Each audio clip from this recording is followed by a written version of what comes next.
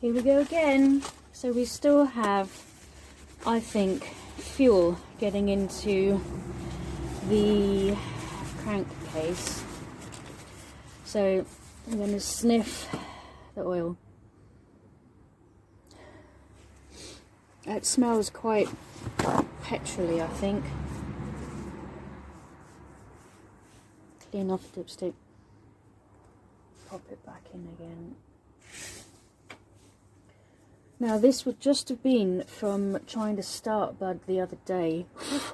Go away, bug.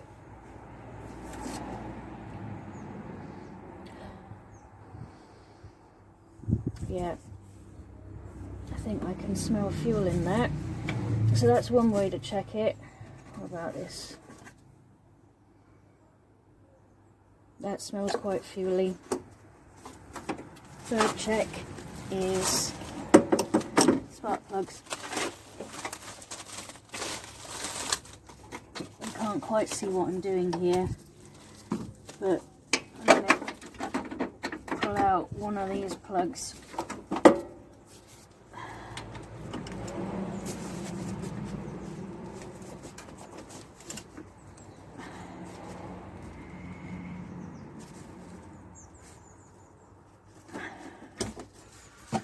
Help if I have it undo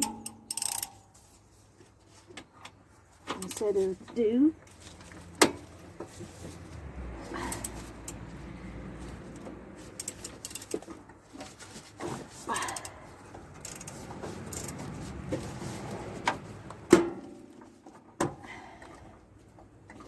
What I'm a bit worried about is what kind of damage all that fuel might have done to the engine, because if it is the fuel pump that has gone, it's been pumping fuel in for ages.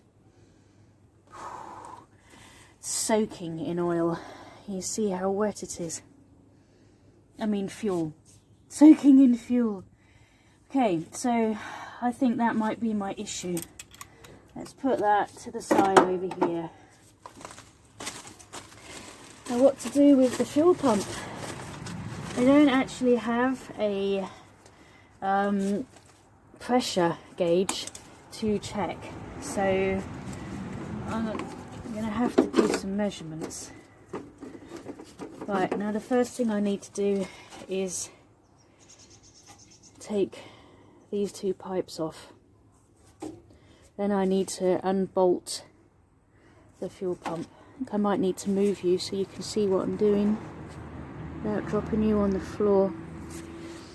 Yeah, undo these two bolts and take this off and just do some extra checks. So this I really have never done before. I'm thinking that perhaps these will pump a little bit of fuel out. I don't know. I need to find a screwdriver. Be so careful with this phone. I should probably have a rag under here or something.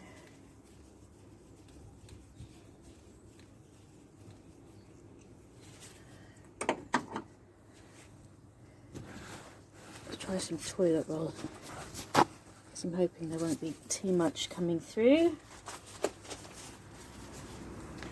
And I've got a screwdriver, hopefully to plug it. If that works.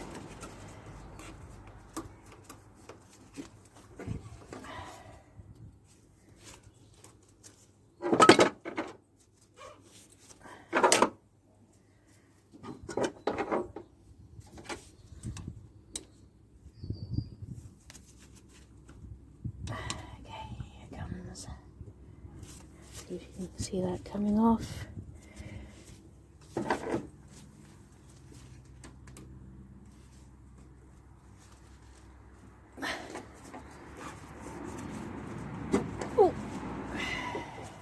There's a little bit of fuel. Hold that up. There we go. Stick the screwdriver in, and that should do the trick for now on that one. Dry up any fuel that might have leaked out. Just do the one under here. I think this is a lot easier. So this is it's a lot easier if the distributor has been taken off, but I don't want to have to faff about with the timing again really, so I'm leaving it on.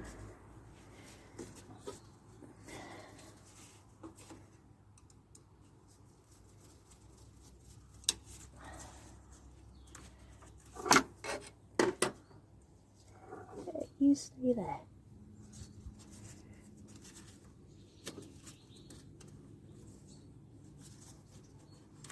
I'm just trying to get the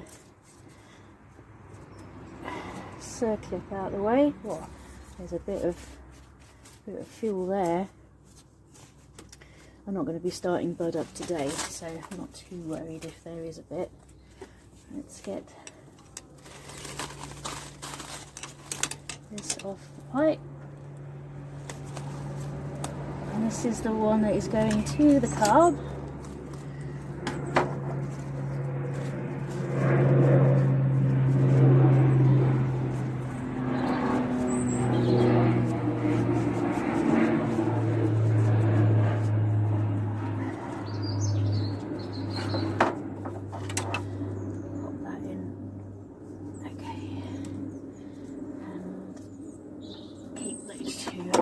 Out of the way. Right, just dry up some of this fuel. Okay, now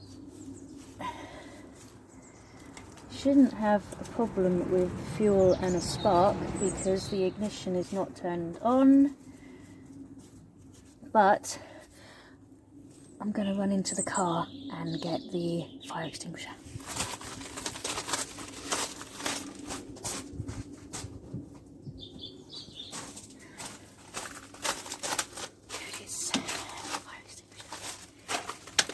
Just to be safe, so the wife can't moan at me for blowing myself up. Okay, right, now we go to the bolts.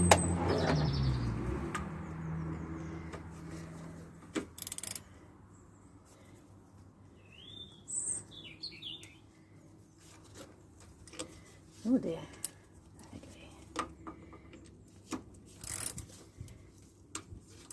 Oh,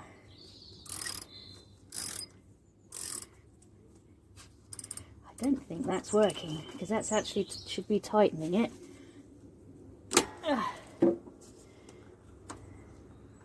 Oh, it is. I was trying to undo it. Now I'm confused. There is definitely fuel coming out of somewhere. Is it still coming out of one of these?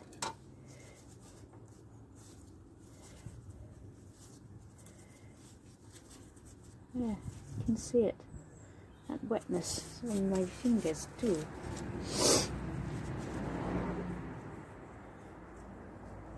Okay. Oh. Scheiße. That's right, it's here. There we go. Put it there. Now I need to get to the back one, which is meant to be quite fiddly. The best way to do it. These pipes are in the way.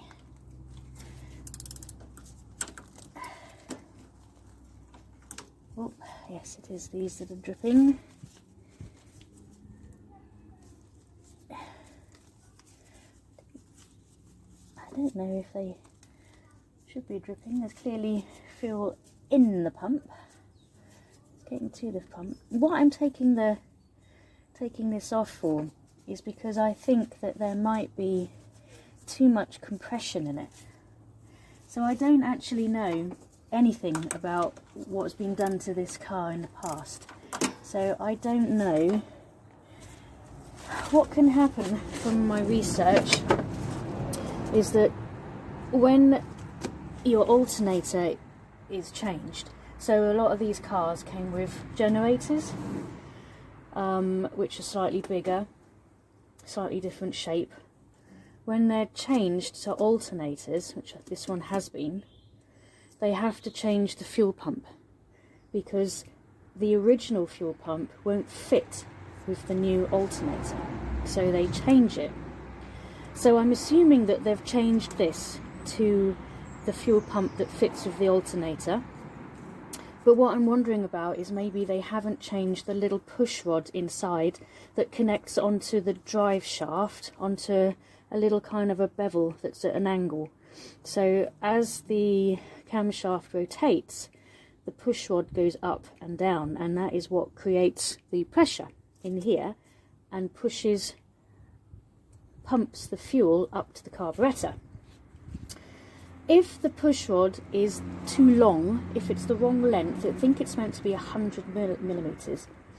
If it is longer than that, then it can create too much PSI, too much pressure, which can overload the carb, because the pressure of the fuel goes in to where your float bowl is, up here, and you've got a little needle valve that will stop the flow of fuel if it reaches a certain level, but that can be overwhelmed if the pressure of the fuel is too much going in there, and it will just open up and it lets all that fuel go in, and then all the fuel just goes down the throat into the manifold and straight down. So either the fuel pump is faulty, in which case I can change it for another one for about 20 quid or so, or the push rod is the wrong length, which means that I can buy the push rod that is the correct length for about 3 quid. You can change the amount of pressure by putting gaskets in at the base here, and what the gaskets do is they raise up the fuel pump so that that rod has less to travel, and it lowers the pressure down, it lowers the amount of fuel that is being pumped through. So that is an option. What I might do is just change the fuel pump and see if that corrects the problem. But I think that that has been the issue the whole time, or one of the issues. There have been several with this, but I think that could possibly be one of the issues. I'm just going to switch you off while I go and find something that fits here, because if I show you, where are we? Here we go. So if you can see down here, there's a little bolt just down here. You see my finger? Where is my finger on here? Where am I pointing towards? Here we go. There's a little bolt just down here, and I can't get past it because of these pipes. So I'm going to go and get a little squiggly thing for my socket. That was a nightmare. So there's a tiny little bolt. There are 2 bolts that hold this in place. And it was a nightmare getting to the one on the far side. Back here, can't really show you where it is, it's that much of a nightmare. Ah, there it is. You see, there's just not room to get anything in there to get it out, so I had to use my random little spanner again, and it was literally putting it on at an angle and turning it that much at a time, and that was it. That's all I could do. So it took, that's my escape helicopter coming, it took me 25 minutes maybe to get that off.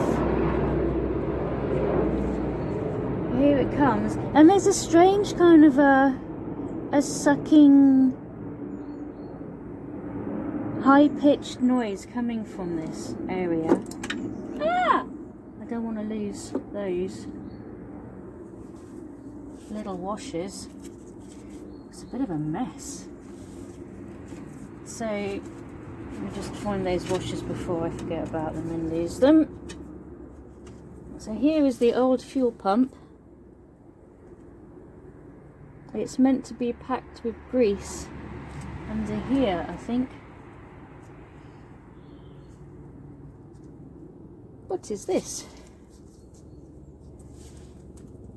There's quite a bit of fuel in there still.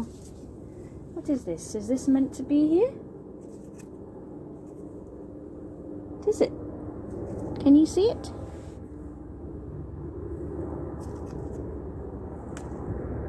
I've not seen that before. When I've researched it, I don't remember seeing. Is that like... Is that what pumps? Is this what the push rod sits on? Here is the push rod. Oh. Look at this. I'm going to have to show you.